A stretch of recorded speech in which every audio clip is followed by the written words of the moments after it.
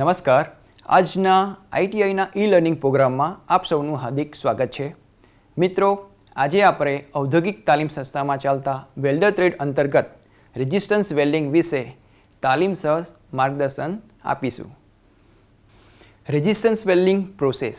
મિત્રો, આપણે resistance welding process વિશે શીખીએ એ પહેલાં થોડું વેલ્ડિંગ વિશે જાણી લઈએ. તો વેલ્ડિંગ એટલે શું?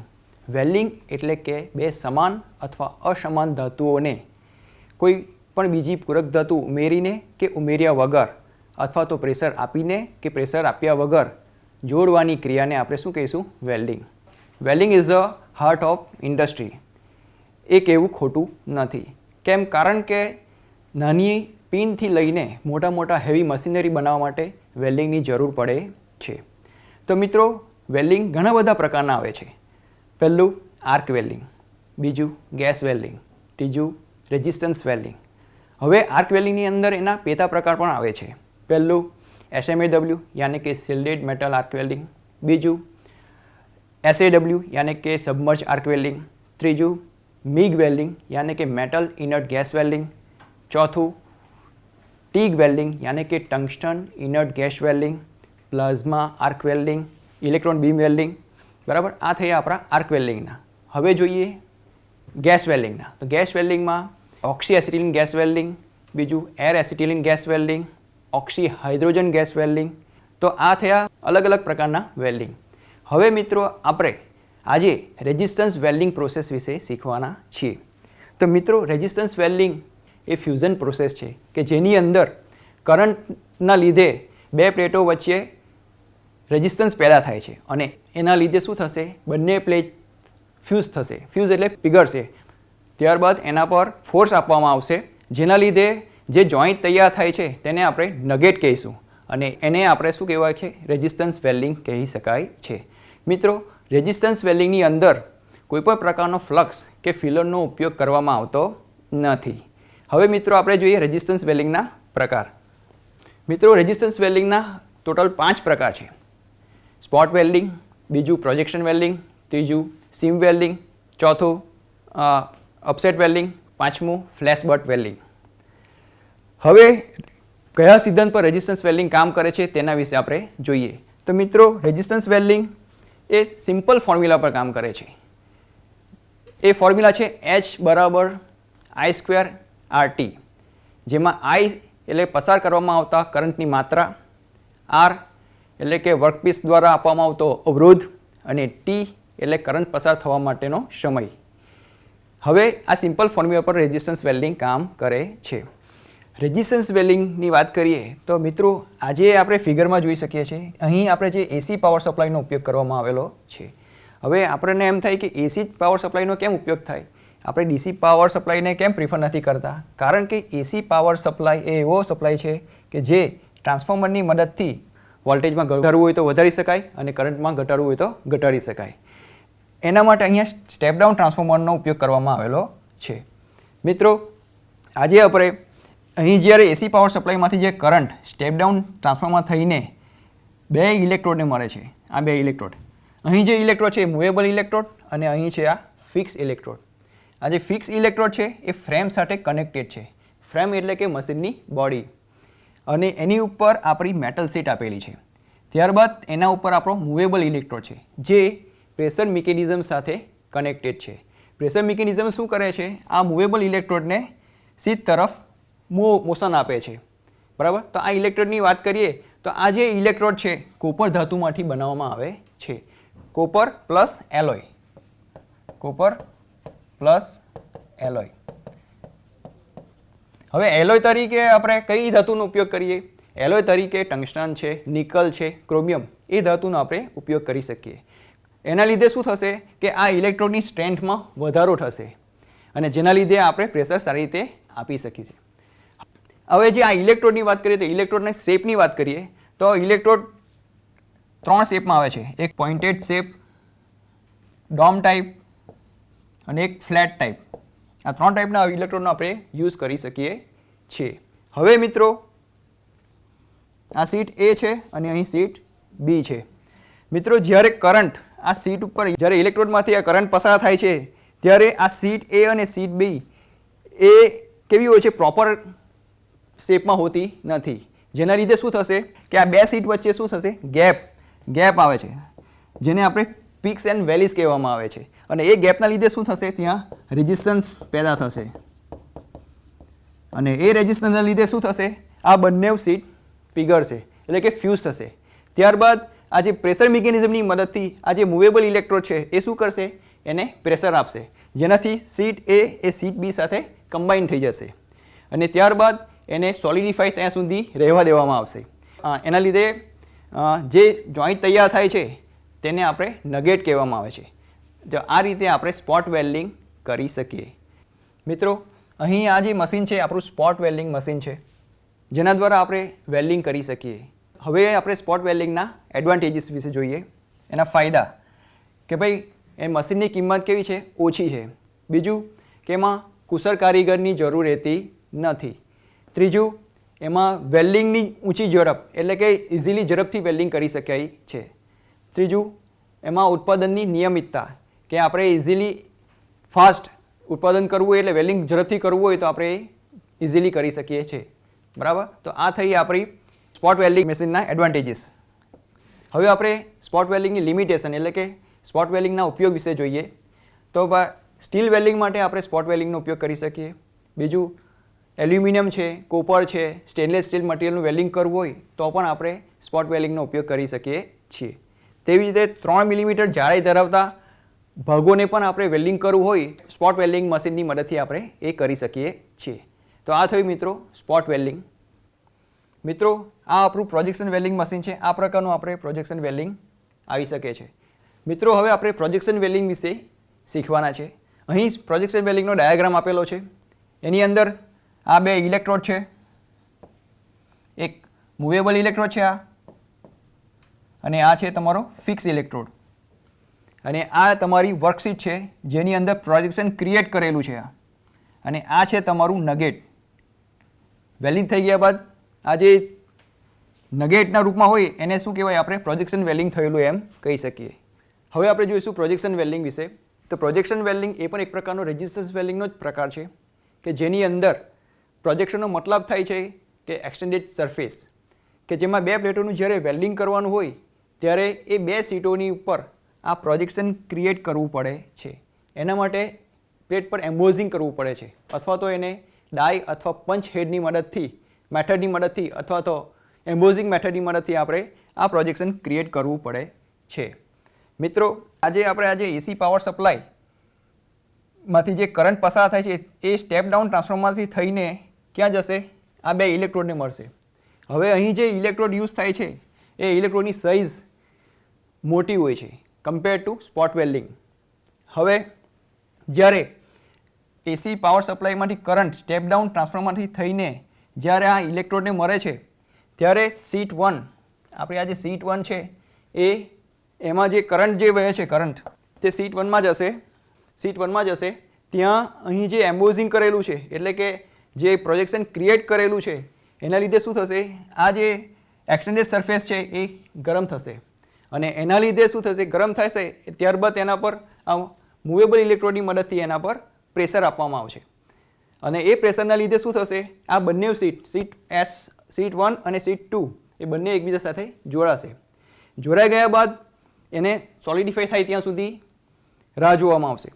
ત્યારબાદ એના પર જે જોઈન્ટ તૈયાર થાય છે તેને આપણે નગેટ કહેવામાં આવે છે. તો આ રીતે આપણે પ્રોજેક્શન વેલ્ડિંગ કરી શકીએ છીએ.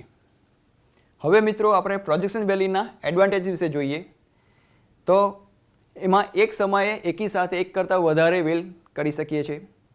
કરંટ અને દબાણની માત્રામાં ઘટાડો કરી શકાય છે, કે ઇલેક્ટ્રોડની સાઇઝ વધારે હોવાથી એમાં કોઈપણ પ્રકારનું ઇન્ડેન્ટેશન એટલે કે ડેન્ટ હોતું નથી. તો મિત્રો, આ છે આપણા પ્રોજેક્શન વેલ્ડિંગના ફાયદા. હવે આપણે એના ઉપયોગ વિશે જોઈએ. ટીન પ્લેટનું વેલ્ડિંગ કરવા માટે આપણે પ્રોજેક્શન વેલ્ડિંગનો ઉપયોગ કરવામાં આવે. બીજું કે તમામ પાતળા ગેજના એટલે પાતળી સીટ હોય સ્ટીલ પ્લેટનું વેલ્ડિંગ કરવા માટે પણ આપણે પ્રોજેક્શન વેલ્ડિંગનો ઉપયોગ કરી શકીએ છીએ. બીજું કે ઓટોમોબાઈલ ઇન્ડસ્ટ્રીઝમાં, બીજું રેફ્રિજરેટરમાં, પછી વાયર મેશ બનાવવા માટે પણ આપણે પ્રોજેક્શન વેલ્ડિંગનો ઉપયોગ કરીને આપણે વેલ્ડિંગ કરી શકીએ છીએ. તો આ થયું આપણું પ્રોજેક્શન વેલ્ડિંગના ઉપયોગ. મિત્રો, આ છે આપણું સીમ વેલ્ડિંગ મશીન છે. તો તો સીમ વેલ્ડિંગ પણ પ્રોજેક્શન વેલ્ડિંગ પ્રોસેસ જેવું છે કે જેની અંદર શું કરવામાં આવે છે કે કોઈપણ પ્રકારનો ઇન્ડેન્ટેશન એટલે કે ડેન્ટ હોતો નથી.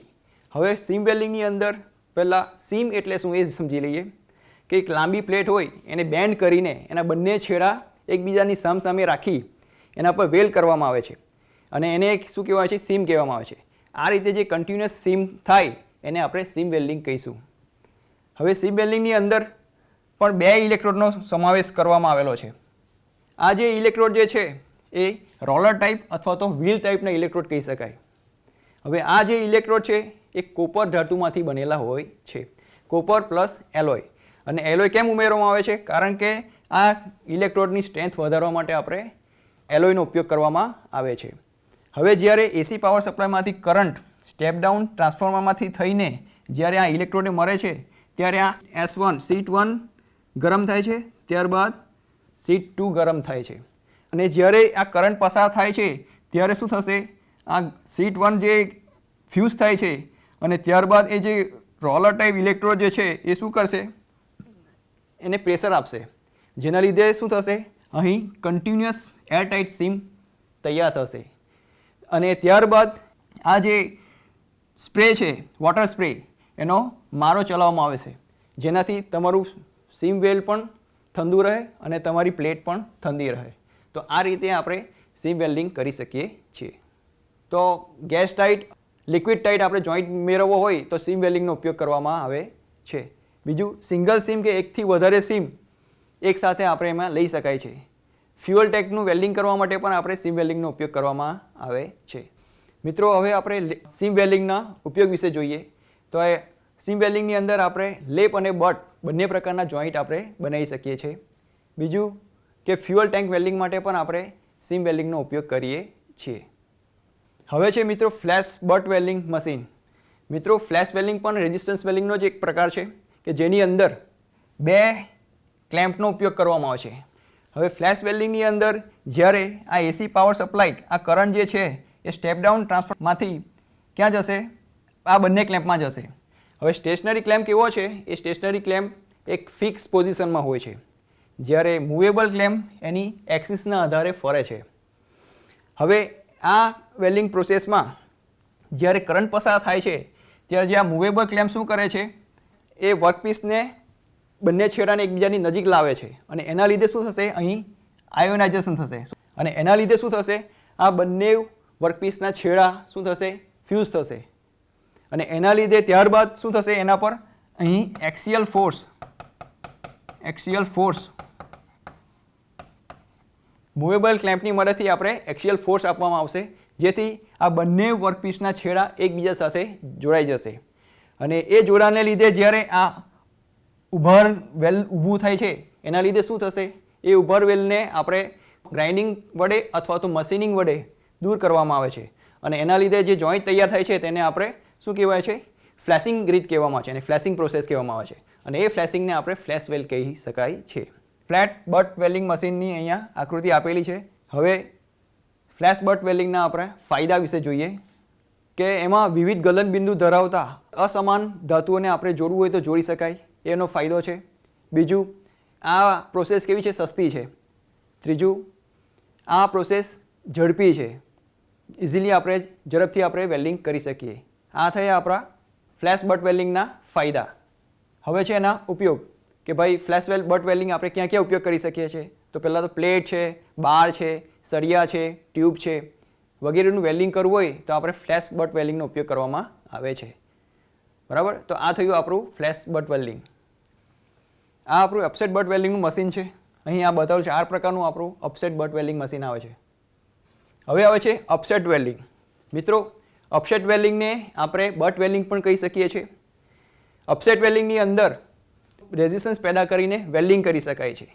મિત્રો અપસેટ વેલ્ડિંગની અંદર કોઈપણ પ્રકારનો ફ્લક્સ કે કોઈપણ પ્રકારના ફિલરનો ઉપયોગ કરવામાં આવતો નથી. એની અંદર જે 2 ક્લેમ્પ વપરાય છે એ ઇલેક્ટ્રોડ તરીકે ક્લેમ્પ વપરાય છે, જે શાના બનેલા છે? કોપર મટીરિયલમાંથી બનેલા હોય છે. અને એ કોપર મટીરિયલની સાથે એલોય પણ મિક્સ કરેલું હોય છે. અને એલોય તરીકે આપણે ટંગસ્ટન, નિકલ જેવી ધાતુનું મિશ્રણ કરવામાં આવે છે, જેથી ઇલેક્ટ્રોડની સ્ટ્રેન્થમાં વધારો થાય, એટલે જેથી પ્રેશર આપણે સારી રીતે આપી શકીએ. હવે આપણને ઓફસેટનો મતલબ થાય છે પ્રેસ ટુગેધર, જેમાં વર્કપીસના બંને છેડાને એક જ દિશામાં, બંનેઓને એક સાથે દિશામાં પ્રેસ કરવામાં આવે છે અને એના દ્વારા શું થશે, ઓફસેટ વેલ્ડિંગની અંદર આ જે વર્કપીસ, આ જે ક્લેમ્પ જે છે એ વર્કપીસને બરાબર ક્લેમ્પિંગ કરેલો હોય છે, મૂવેબલ ક્લેમ્પ બી પણ વર્કપીસને બરાબર રીતે ક્લેમ્પિંગ કરેલું હોય છે. ત્યારબાદ મૂવેબલ ક્લેમ્પ દ્વારા વર્કપીસના છેડાને એકબીજા સાથે ટચ રાખવામાં આવે છે. ટચ કર્યા બાદ એના પર જ્યારે કરંટ, આ એસી પાવર સપ્લાયમાંથી જે કરંટ જે છે સ્ટેપ ડાઉન ટ્રાન્સફોર્મર થઈને જ્યારે ક્લેમ્પને મળે છે ત્યારે શું થશે, આ કરંટ ક્લેમ્પ મારફતે વર્કપીસના છેડાને મળશે અને એના લીધે જે ઉચ્ચ પ્રકારનું રેઝિસ્ટન્સ પેદા થાય છે અને એના લીધે શું થશે, આ બંને વર્કપીસના છેડા ગરમ થશે અને ગરમ થશે એટલે શું થશે, ત્યાં એ વેલના રૂપમાં રૂપાંતર થશે. બરાબર. તો આ થયું આપણું ઓફસેટ વેલ્ડિંગ. મિત્રો, આ આપણું ઓફસેટ બટ વેલ્ડિંગ ડાયાગ્રામ છે, જેની અંદર આ સ્ટેશનરી ક્લેમ્પ છે અને આ આપણો મૂવેબલ ક્લેમ્પ છે. અહીં આ પાવર સપ્લાય આપવામાં આવે છે ને અહીં આપણો આ જોઈન્ટ તૈયાર થાય છે. અહીંયા આપણે એક્સિયલ ફોર્સ આપવામાં આવે છે અને આ રીતે આપણો વેલનો ઉભાર, આ રીતે વેલ્ડિંગ થાય છે. આ થયું આપણું ઓફસેટ વેલ્ડિંગનો ડાયાગ્રામ. હવે જોઈએ આપણે ઓફસેટ વેલ્ડિંગના ફાયદા. તો મિત્રો, શીટ મેટલને જોડવા માટે પણ આપણે ઓફસેટ વેલ્ડિંગનો ઉપયોગ કરીએ છીએ. બીજું કે આ એક ઝડપી પ્રક્રિયા છે, એમાં કોઈ પણ પ્રકારની વિકૃતિ આવતી નથી, એટલે કે ડિસ્ટોર્શન થતું નથી. ત્રીજું, એમાં કોઈ પણ પ્રકારના મટીરિયલની ધારો એટલે કે એજ પ્રિપેરેશન કરવાની મુશ્કેલી થતી નથી. ચોથું, એમાં કુશળ કારીગરોની જરૂર હોતી નથી. બરાબર. તો આ થયું આપણું ઓફસેટ વેલ્ડિંગના ફાયદા. હવે જોઈએ આપણે ઓફસેટ વેલ્ડિંગના ઉપયોગ, કે ભાઈ ફેરસ અને નોન ફેરસ ધાતુના સળિયા અને પાતળી પટ્ટી વેલ્ડિંગ કરવી હોય તો એના માટે પણ આપણે ઓફસેટ વેલ્ડિંગનો ઉપયોગ કરવામાં આવે છે. બીજું કે વાયર ઇન્ડસ્ટ્રીમાં પણ આપણે ઓફસેટ વેલ્ડિંગનો ઉપયોગ કરી શકીએ છીએ. તો આ થયું આપણું ઓફસેટ વેલ્ડિંગ. લેસન રિલેટેડ થોડા એમસીક્યુ વિશે ચર્ચા કરીએ. પહેલો એમસીક્યુ છે કે ભાઈ સ્પોટ વેલ્ડિંગમાં ઇલેક્ટ્રોડ બનાવવા માટે કયું મટીરિયલ વપરાય છે. આપણે જોયું કે સ્પોટ વેલ્ડિંગ જે ઇલેક્ટ્રોડ વપરાય છે કયું પ્રકારનું મટીરિયલ હોય છે. પહેલું છે આયર્ન ઇલેક્ટ્રોડ, કોપર મિશ્રિત ઇલેક્ટ્રોડ, સિલિકોન ઇલેક્ટ્રોડ કે કાસ્ટ આયર્ન ઇલેક્ટ્રોડ. શું આવશે જવાબ? આપણે ખબર છે કે જે ઇલેક્ટ્રોડ જે છે શાના બનેલા છે, કોપર પ્લસ એલોય, અને એલોય એટલે એલોય તરીકે આપણે ટંગસ્ટન છે, નિકલ છે, ક્રોમિયમ એ ધાતુનું આપણે મિશ્રણ કરવામાં આવે, જેથી એ શું કરે છે કે ઇલેક્ટ્રોડની સ્ટ્રેન્થમાં વધારો કરે છે. એટલે આ જે સ્પોટ વેલ્ડિંગમાં ઇલેક્ટ્રોડ બનાવવા માટે કયું મટીરિયલ વપરાય છે તો કયું આવશે? કોપર મિશ્રિત ઇલેક્ટ્રોડ. હવે સેકન્ડ નંબરનો એમસીક્યુ જોઈએ આપણે, કે કયા રેઝિસ્ટન્સ વેલ્ડિંગ મશીનમાં ઇલેક્ટ્રોડ વ્હીલ આકારમાં હોય છે. બરાબર. તેમાં પહેલું ઓપ્શન છે સ્પોટ વેલ્ડિંગ, બીજું સીમ વેલ્ડિંગ, ત્રીજું પ્રોજેક્શન વેલ્ડિંગ અને ચોથું ફ્લેશ બટ વેલ્ડિંગ. તો મિત્રો, આપણે વ્હીલ આકારના જે ઇલેક્ટ્રોડ છે શામાં જોયું આપણે? સીમ વેલ્ડિંગની અંદર. જે શું કરે, જે ઇલેક્ટ્રોડ શું છે કે પ્રેશર આપે છે અને એ બરાબર. તો સીમ વેલ્ડિંગની અંદર આપણે કયા વ્હીલ ટાઈપ ઇલેક્ટ્રોડનો ઉપયોગ કરીએ તો એમાં આન્સર શું આવશે?